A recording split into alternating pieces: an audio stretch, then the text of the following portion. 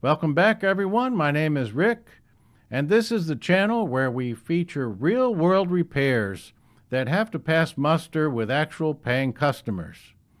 Therefore, you're apt to find something in this channel that you come across in your everyday work as a mobile repair technician. We're featuring this time this pair of neon green headrests. And we'll call this a brilliant color, and this falls on the heels of a viewer inquiry concerning these brilliant blue Corvette parts. This will likely pose a color matching challenge, so let's get to work.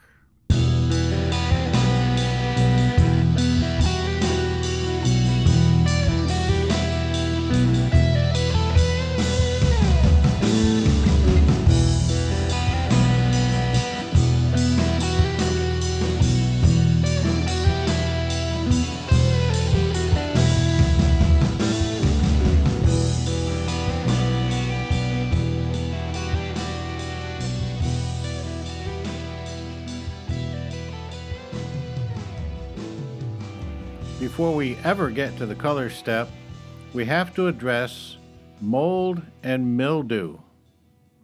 In the natural course of our cleaning, we can use a product that's designed to remove mold or mildew.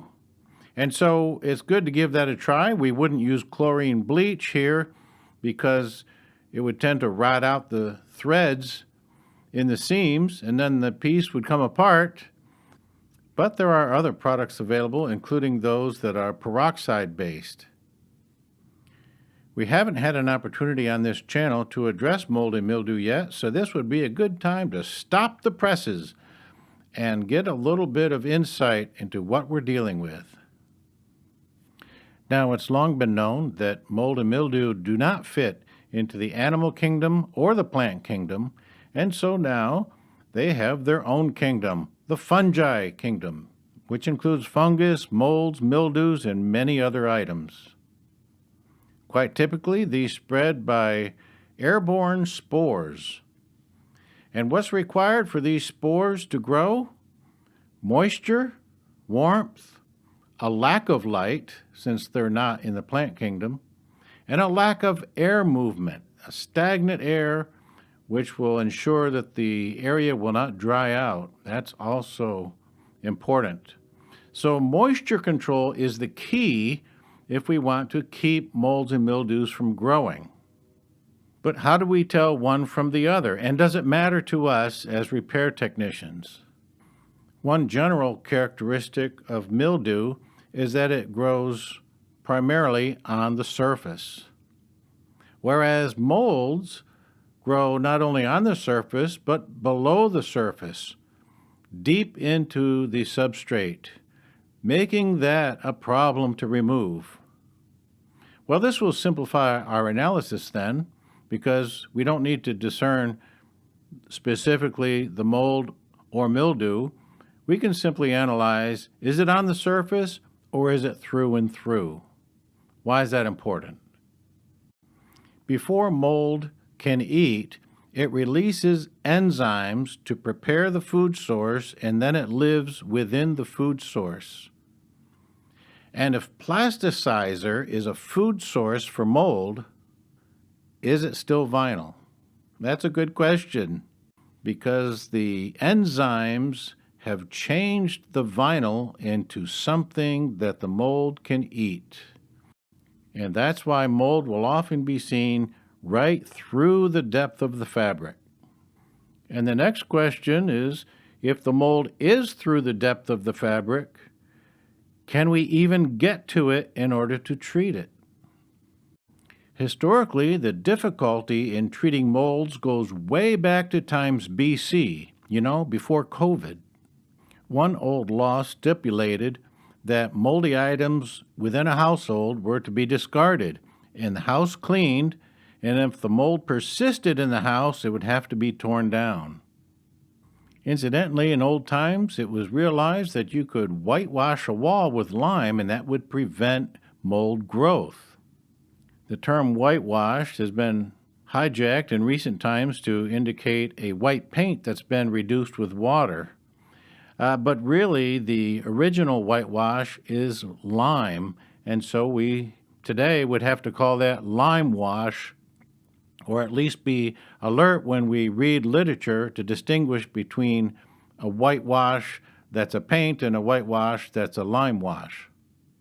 You've seen pictures of the Greek islands where all of the homes are whitewashed, and it makes a beautiful sight in the countryside. So yes, whitewash is still used widely today. In fact, some sources will prefer a lime wash over brick as opposed to whitewash with diluted white paint.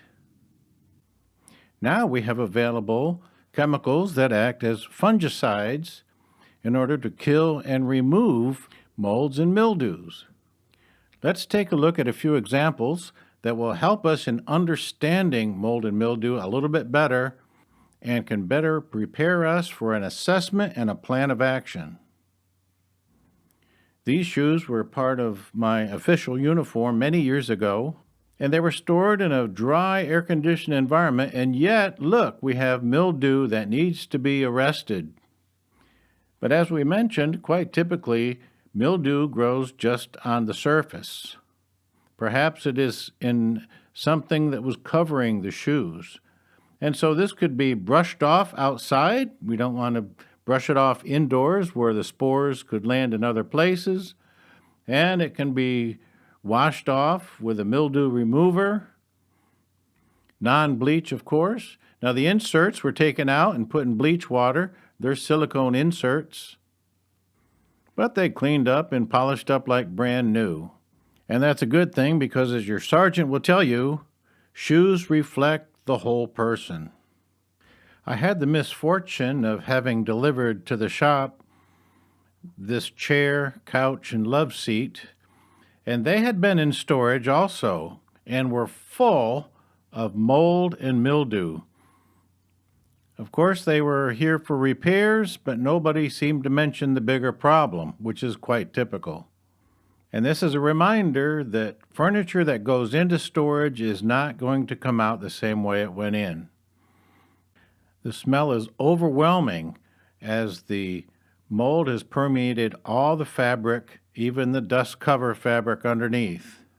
I had to hurry and get it out of the shop. I couldn't even stand to work in there. That's not an uncommon scenario, by the way. The smell from people's household furniture makes it almost impossible to work in the shop even sometimes. Of course, I had to clean this furniture up the best I could in order to do the repairs, but delivering it back, it smelled every bit like mold and mildew. The customer was happy with it for some reason. And the consensus is that ozone machines are not adequate enough to handle a situation like this. It would take a dedicated sealed room with ozone in the levels that would be dangerous to humans. All of this fabric would have to be replaced. Similarly, some new mattresses that had been in storage at Costco but sold to the customers have been recalled because they had got some moisture and were at risk for mold contamination. I woke up one morning to the water heater flooding my utility room, and this presents a situation that requires drastic action to cut away the sheetrock and dry everything out ASAP. Never wait for the insurance company to come in and fix everything, because by the time they get around to the matter, the house will be full of mold and your house may not be salvageable at that point. Sheetrock will hold moisture and the mold will grow through and through that sheetrock. So if you try to treat just the surface of the wall, you're not getting to where the mold really is. For homes that have been flood damaged, it's not unusual to go in there and just cut all the sheetrock out at the 4-foot high level. That way a new piece of sheetrock goes right in place. I asked my little brother Joshua if he had anything further to add for this scenario. Of course, he's my great big little brother now, but he said also you could cut the sheetrock off at the height of a chair rail or even a countertop backsplash, someplace convenient to hide the new seam. He also mentioned that if you didn't take remedial steps to remove the sheetrock immediately, the insurance company may not cover the further remedial costs, which are going to skyrocket in your house. Also, he said, check behind the cabinets on the wall. You might think you've got the whole room dried out, but moisture may be lingering behind those cabinets. This is the restoration job that Joshua is currently working on. I thought it was smart to take this room that's yet unfinished and seal it off and use it as a spray booth. So this is a big restoration job that makes my little ones look like child's play, I think.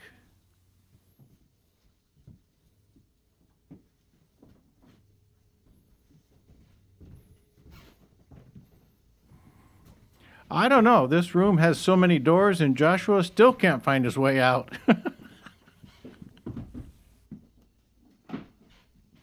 And speaking about moisture trapped behind the cabinets, you may recall the moisture that was trapped behind this leather panel in an aircraft we were refinishing. So, on cleaning, we were able to remove most of this. Still, some mold had penetrated into the leather finish all the way down to the leather. So extra work was required to remove all of the finish from the leather, and then we could treat the leather itself.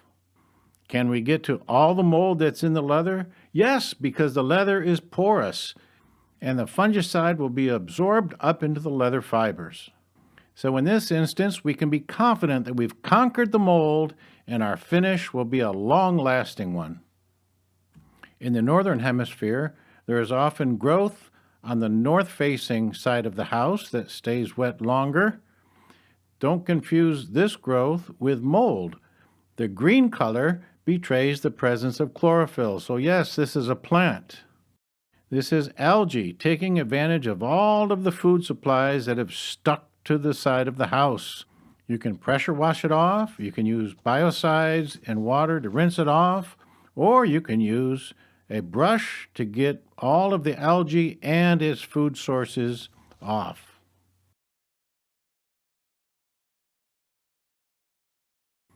What are we looking at on the side of this trailer? Is it mold or is it mildew? Well, one clue is the presence of lichen. Lichens are a symbiotic relationship between fungus and algae. So you have cooperation between the fungi kingdom and the plant kingdom. And the pink staining that we see often in marine vinyl is not caused by mold as was once thought, but it's caused by a bacteria. So don't confuse that with mold. The pink stain is a byproduct of the bacteria. As one expert at the IFAI Expo was quoted as saying, "Everything that lives eats, and everything that eats excretes." And so the pink dye that's excreted travels through the entire thickness of the vinyl. There is an expensive treatment to remedy the pink stain, but in the case that the stain is widespread, it might be just as advantageous to reupholster those cushions. Preventative measures would involve drying out the cushion thoroughly after you've used your boat.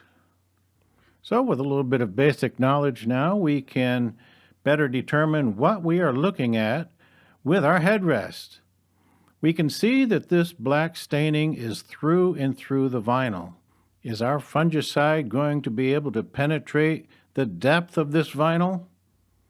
Well, we can't get to where the mold is. The only thing that will stop this mold is to incinerate this vinyl. There are many products sold for removing mildew and mold, but remember they can't get all the way inside the vinyl. Now this product, as advertised, might be a very good product, but look here, even in the finished product, the mold that's through and through cannot be touched. Can we simply recolor the vinyl now? Well, back in 1985, I thought that was going to be possible. A car came into the shop with a white vinyl top that had mold through and through. So I figured I would just treat the mold and then use a lacquer paint and spray the top and it'd be good as new, right? But I couldn't get to where the mold permeated through the depth of the vinyl. And so the mold continued to grow. It even used the new coating as food, and we're right back to where we began. So if somebody says they've painted over the mold spots and you're good to go, don't believe them. You are fighting a losing battle. Knowing this about mold, what are we going to tell this customer? This customer says that the mold is going to deduct points off of his car at the car show. Can I recolor it and get him through the car show for the weekend? Yes, we can make the color and we can hide the stain for the weekend. What about Monday? There are no guarantees for Monday. We've learned the lesson. We've learned all about mold. We can't get to where this mold is growing, and it will grow through the new coating. It's only a matter of time. Well, that was a good overview of mold and mildew. It's a discussion I think we needed to have because we certainly want to have a good feel for what we could accept and what we should reject, whether the situation is something we can remediate or whether it's something we best pass on doing. So I think we'll just leave that then for part 1, mold and mildew, and part 2 will be the color matching part of this job. Now, if you'd like to see how the utility room turned out, we can show some pictures as to how we dealt with that situation. But thank you for watching. I hope you found something there that you can use in your business. It was the plumbing on this water heater that was the problem, so time for a new water heater. So I started the day ripping everything out of the room. The water had soaked into the walls and, as you can see, through the floor as well. The sheetrock was the first to go, and then some boards had to come out. This utility room was the original kitchen, which was built onto the back of the house back in 1860. And so in the walls are rough-hewn 4x4 studs on 4-foot centers and 1-inch lumber over top of them. The floor is a double layer of 1x6s that had to come out. There's no telling how many renovations this kitchen has gone through since 1860, but we're up for one more. New sheetrock, new floor, new plumbing, new electrical.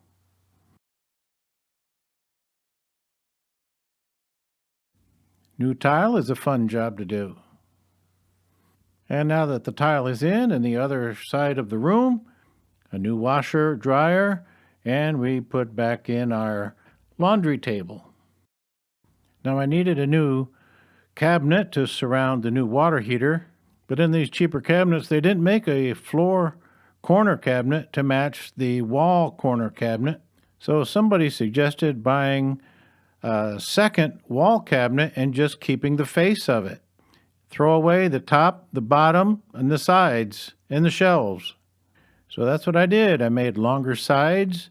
I raised it up off the ground for the toe kick to match the other floor cabinets. Now, in order to clear the plumbing, we've got to raise the countertop up 3 inches. So we're using some oak for that. And here I'm making a face for an extension to go down along the wall to the right a little bit. It's a fake cabinet, you could say, but it's designed to match the upper wall cabinets. And that face is going in this opening. Just like that. And the rest of the floor cabinets fitted. And there's the 3-inch riser to clear the plumbing. My older brother Joel, who's a cabinet maker, said that bi-level countertops are the style now. I'm glad I could start that trend. Thank you very much. As you can imagine, the wall is not square in this room, so these are custom-built countertops. I'm going with the Formica veneers, and here I'm laying it out for the sink cutout.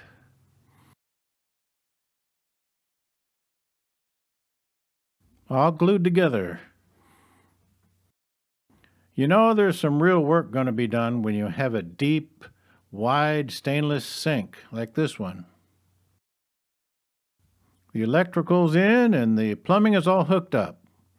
You know what I hate worse than plumbing? Leaky plumbing. The wall bows in a full inch in the middle, so my backsplash has to be contoured to follow the wall. So I've made some curved cuts in the backsplash, letting me bend it more. I mixed the sawdust with the glue and stuffed it all back in the cuts. Then I put some wax paper down and I braced the backsplash up against the wall and let it cure there overnight. And of course, it's necessary to put the Formica on it in the curved position.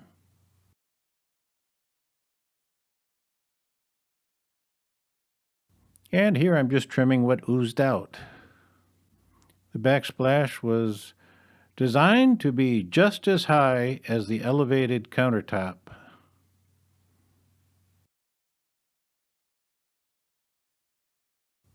Here's a temporary brace to hold up the wall cabinets to help me put them in place.